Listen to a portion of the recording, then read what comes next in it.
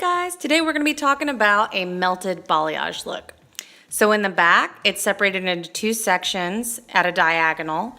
Each of the foils are a weave and then backcombed at the scalp so we don't get a line of demarcation. Around the front, I slowed it down just a little bit because I'm doing face framing slices that are a little bit closer to the scalp. In the back, they were probably about 1.5 inches down to 2 inches down. Around the face, they're probably only about 1/4 inch down. And then the rest of the section, excluding the front hairline section, is placed in just like the back is.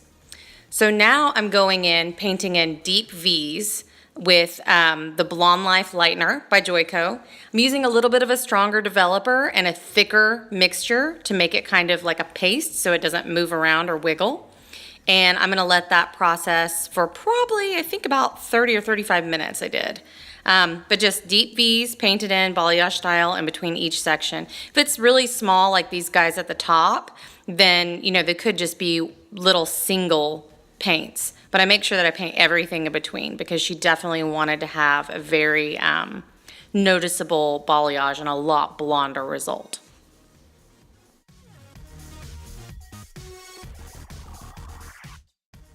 Here's the untoned balayaged finished product. And we're gonna go in and paint in a color melt with the Joico color intensities next. So for the pink color melt, I used a darker pink at the base, and then a medium pink through the mid shaft of the hair. On the very ends, I did a nice kind of blush pinky peach. And this is all with Joico color intensities.